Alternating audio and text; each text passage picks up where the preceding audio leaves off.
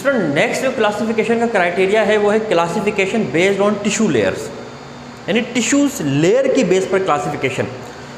अब अभी थोड़ी देर पहले, अब पिछले लेक्चर में हमने डिस्कस किया था कि टिश्यूज फाइलम पोरीफेरा, यानी फाइलम पोरीफेरा के एनिमल में किसी किस्म के कोई टिश्यूज होते ही नहीं है। तो इसका मतलब है जब हम बात, और टिश्यू किस में होते हैं, यूमेटाजोआ के अंदर टिश्यूज होते हैं। तो जब हम बात करते हैं ना classification of animal on the basis of tissue layers, तो इसका मतलब है ये तो उस क्लासिफिकेशन में शामिल ही नहीं होगा क्योंकि इसमें टिश्यू होते ही नहीं है।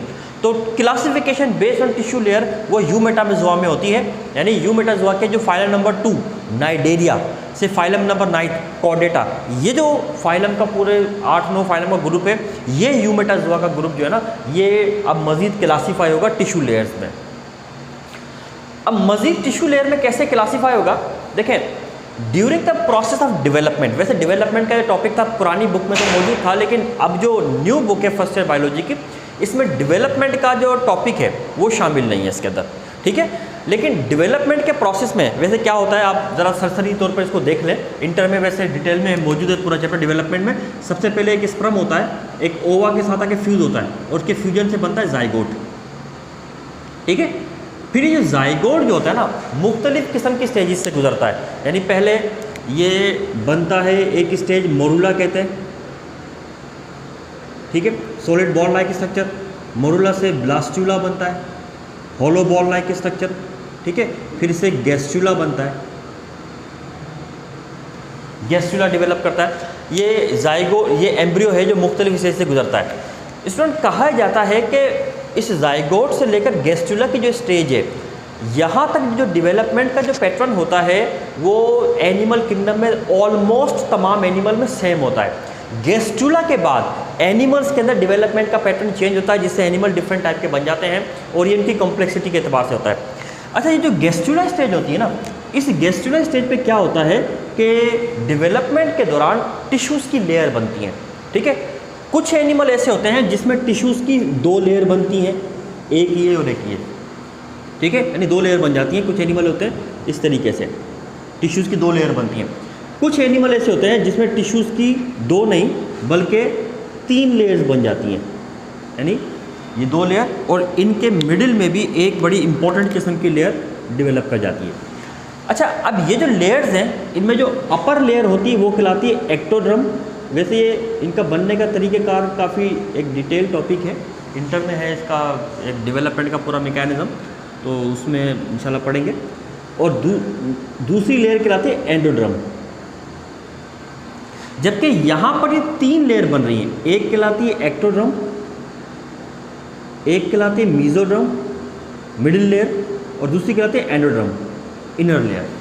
ये जो लेयर्स हैं टिश्यूज़ की, these are called germ layer, germ layers, ये जर्म लेयर्स कहलाती हैं।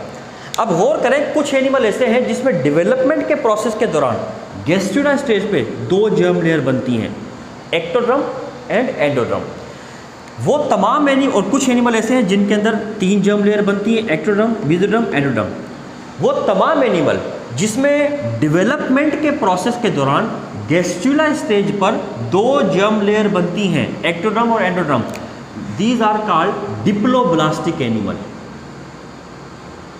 डिप्लोब्लास्ट, ये डिप्लोब्लास्टिक एनिमल, ठीक है। और वो तमाम एनिमल जिसमें 3 जर्म लेयर्स बनती हैं वो ट्रिप्लोब्लास्ट एनिमल कहलाते हैं,